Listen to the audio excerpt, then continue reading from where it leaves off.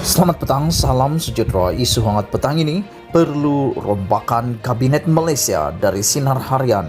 Berita sepenuhnya, perselisihan dua parti utama dalam kerajaan UMNO dan Bersatu sudah berlarutan sejak September 2020. Kedua-dua pihak mempunyai hujahan dan pandangan tersendiri.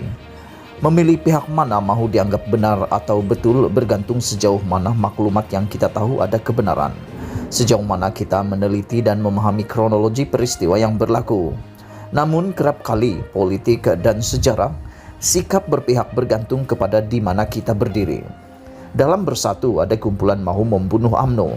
Mereka melakukan keputusan yang berusaha mengecilkan peranan dan kedudukan strategik UMNO dalam politik. Malah, perundingan kerusi parti UMNO Bersatu gagal di peringkat awal juga kerana sikap dan pemikiran kumpulan berkenan. Dalam UMNO juga ada yang mahu melihat kerajaan itu gagal. Mereka berusaha memecah belahkan kerajaan ini sejak Ogos 2020. Permintaan demi permintaan atas nama rakyat dijadikan galang ganti sokongan sementara mereka. Apabila tuntutan tertentu dipenuhi, mereka datang dengan tuntutan lain. Pada masa yang sama, di belakang tabir, mereka berterusan bekerja untuk menjatuhkan kerajaan.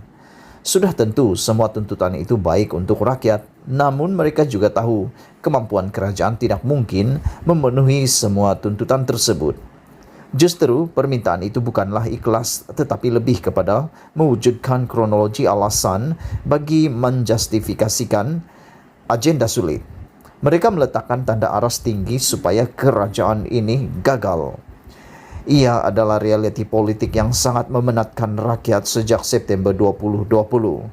Perubahan kecil dalam kabinet yang diumumkan Perdana Menteri Tan Sri Muhyiddin Yassin sebenarnya tidak mencukupi untuk meyakinkan rakyat.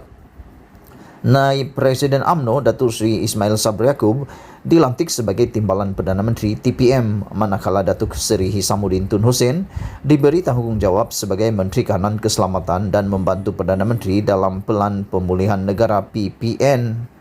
Walaupun terdapat tanggapan pelantikan itu adalah usaha terakhir Perdana Menteri menyatukan kerajaan yang rapuh, namun realitinya sangat jauh berbeza. Muhyiddin telah lama memaklumkan kepada UMNO bahawa beliau bersedia untuk melantik Timbalan Perdana Menteri daripada UMNO sekiranya parti tersebut mencalonkan beberapa nama kepada beliau. Namun hal itu tidak pernah diselesaikan secara tuntas sehinggalah beberapa hari lalu 35 ahli Parlimen Barisan Nasional membuat tuntutan terbuka kepada Perdana Menteri agar dilantik Timbalan Perdana Menteri dalam kalangan mereka.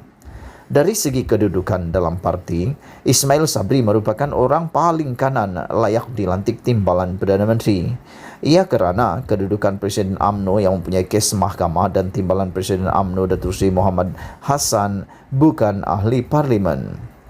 Perubahan peranan Hisamuddin boleh difahami kerana beliau dikatakan mengetuai blok 25 hingga 29 ahli parlimen BN pasca PRU 14. Cuma, perubahan kecil itu tidak mencukupi jika Muhyiddin mahu kerajaannya kekal sehingga akhir penggal.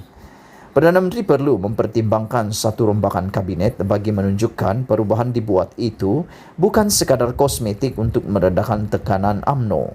Misalnya, adalah tidak realistik meletak tanggungjawab Menteri Luar Negeri mengetuai kluster keselamatan. Hisamuddin tidak langsung mempunyai agensi berkaitan keselamatan untuk membolehkan beliau menguruskan hal keselamatan negara dengan lebih efektif. Sekurang-kurangnya sebagai Menteri Kanan Keselamatan, Hisamuddin perlu mengetuai salah satu cabang penting keselamatan negara, sama ada pertahanan dalam negeri atau Majlis Keselamatan Negara MKN. Selain itu, banyak juga kementerian yang gagal memainkan peranan dengan efektif sehingga memberi ruang kepada musuh mencipta kempen buruk kepada kerajaan. Kerajaan perlu dilihat bersedia membuat perubahan dalam menangani kelemahan beberapa anggota kabinetnya. Apabila gelombang kemarahan rakyat terlalu besar, sama ada kelemahan itu satu persepsi atau fakta sudah tidak penting. Ditulis oleh Abdul Jalil Becker, Presiden Angkatan Karyawan Nasional AKAR. Sekian isu hangat petang ini. Jangan lupa tekan butang subscribe dan kita jumpa lagi. Bye-bye.